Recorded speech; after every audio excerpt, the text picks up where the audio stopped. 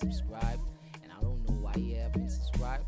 But anyway, make sure that you like, you subscribe, and you smash that post notification bell so you can get notified every time I drop a new video. Alright, cool.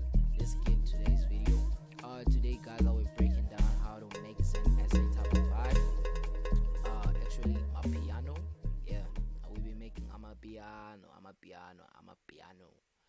So today, what we're having a project which I did 2 days back.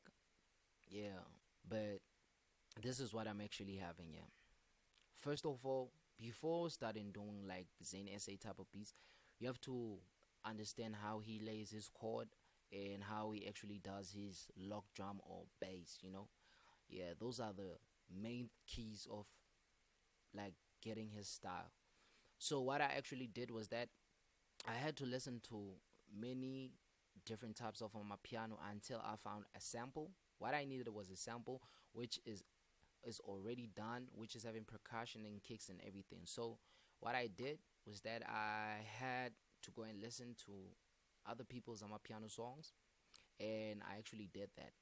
So I found a very interesting track, by the way, Vasca Maboko. It is a song by Kabza the Small and Maphorisa. They haven't Daluonga on it. So what I did is that I sampled the first 4 bars. It is very important. The first 4 bars of like those percussions and kicks, that's what I sampled. From there on, I pitched it 2 octaves down, and to make it feel more compressed, because I was trying to get like that soulful vibes, but with bassy, Yeah. So this is what I'm actually having.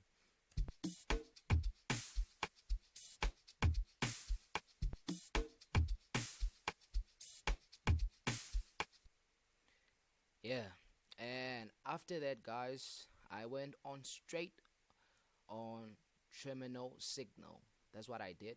I placed a note where I felt like I was gonna place my chords, so it can sound more soulful. So I took it straight down to A5, and then I just stretched the note.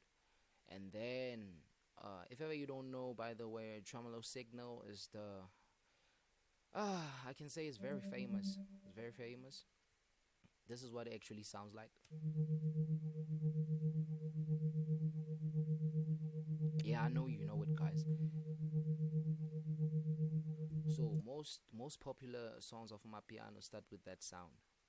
So from there on, I felt like the beat was still empty. I went on trying to find something which will make that tremolo signal sounds more smooth and have more of a vibe on it. So I went on Purity again, and I found Space Ops. It is on arpeggiators. Yeah. Then I did the same thing which I did on tremolo signal, and this is what I actually end up having. I just copied the note which I placed on tremolo signal and pasted here. So this is what I will actually having.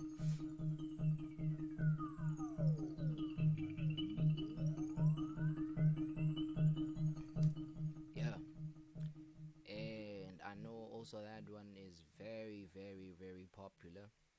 So from there on, I was like, okay, since I'm having this 2 things with the kick and percussions, I had to start laying down the intro of my beat. So what I decided was that I'm gonna start with the E flute. The same bass which I'm using here is the same notes which I used on a lock drum. Let me repeat again that.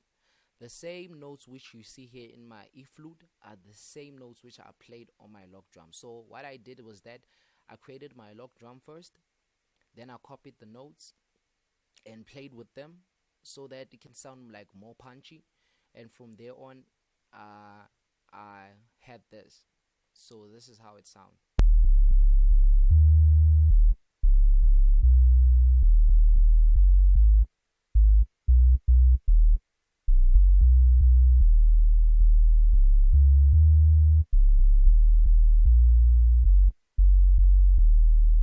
you gotta understand, Zain SA is not uh uh that fan of too much of lock drum or those, like recent my piano sounds, how it sounds there, those punchy sounds of the lock drum and e flute.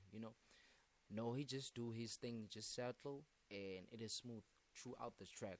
So that's what I went with. So I actually came up with this from starting the track from there, from 1 to 17. This is what I have.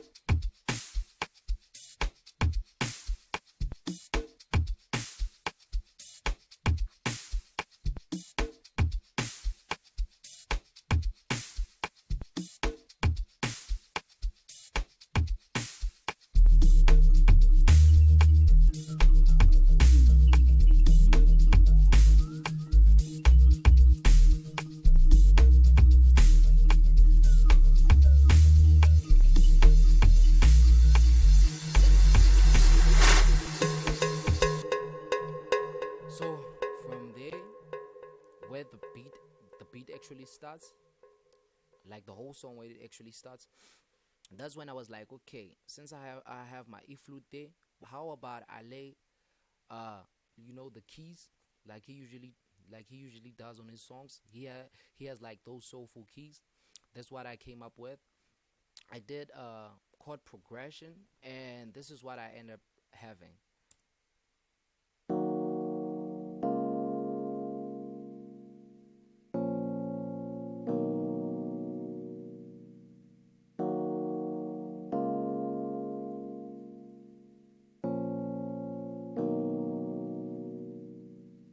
From there on, I was like, okay, I'm satisfied about my chord.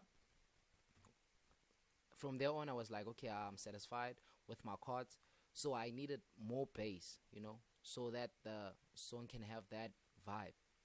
So what I did was like copy the same notes which I made on the keys. The preset was actually on the keys was Vintage EP. It is on pianos.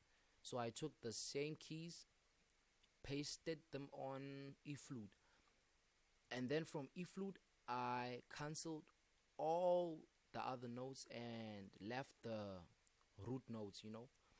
From the root note, I just slided up a note so that it can have like that sound whenever you sliding 808 or anything. You know, let me show you how it sounds.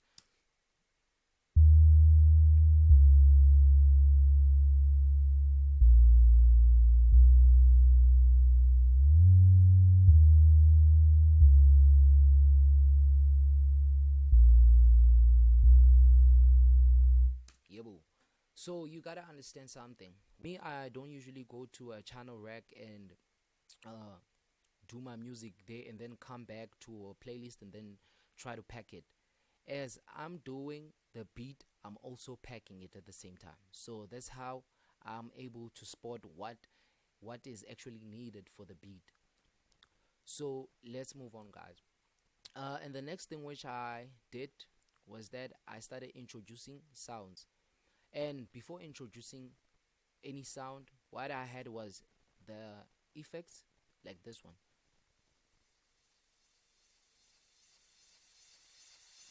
Kintara effects,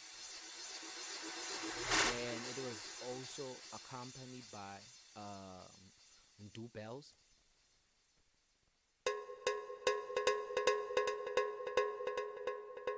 Yeah, and I also did an automation here for my e flute bass. So from there on, I added uh, another element on this song as I was listening to it, packing it whilst making it at the same time. I started finding out there are elements which are missing on this track, so I added another purity. And what I actually added was the English flute. Uh, that's the preset on purity. I think it is on G normal, so it's the English flute. So this is how it sounds like.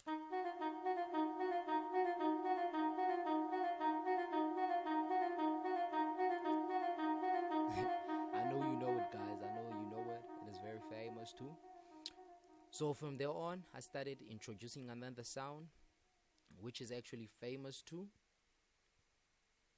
Uh, let me check it for you. Let me check it for you. It is uh, Broken Square. It is on Nexus. Yeah, that's where you'll find it. So what I did here was just cut off the lows with my EQ, and then had a little bit of cut off, and then the envelope just left it the way it is. So this is what I'm actually having.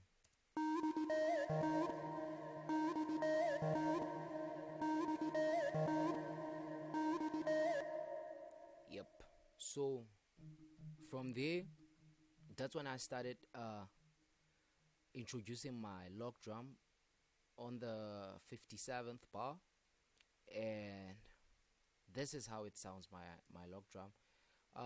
The notes which I'm having here, as I said earlier on, the notes which I'm having here are exactly the notes which I'm having on my E flute, are exactly the same.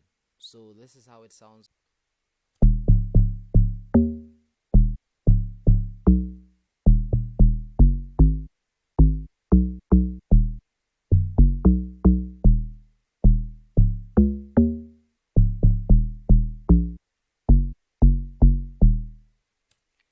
Yebo. And then from there, oh, and actually another thing which is important, guys, whenever you're making your log drum, your volume knob which you should use is this one, not that one.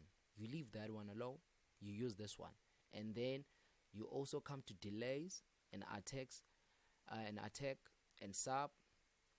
Then you start twigging here until you find that right amount of log drum which you want to use. So the same applies to E flute. I also do the same on E flute. And let me show you something with that E flute. I also did the same thing on E flute. And the secret is that, guys, whenever you laying down your log drum, you should also lay on top E flute or FM sub, so that your log drum can sound more punchier. To get those punchy log drums, you gotta use this knob. Even on sub, bass, or E flute, or anything which is a bass, which you laid with your log drum, you should use this knob. Yeah, and that's all. What I did was that I increased hold and deck sub and release just a little bit, and that was it. So that was the actual beat. There was nothing complicated about it. It's actually a simple beat which anyone can make. And before, guys, I play the song, if ever you enjoyed the video and you would like to see me doing more, make sure that you watch the next video, and make sure that you comment to make suggestion on what I should cover next. Guys, I would like to have the conversation with people watching these videos and who find this video helpful to them, guys. And I would truly appreciate if ever you subscribe or you follow, depending on which platform you're really watching this video from. I'm signing out. See you on the next video.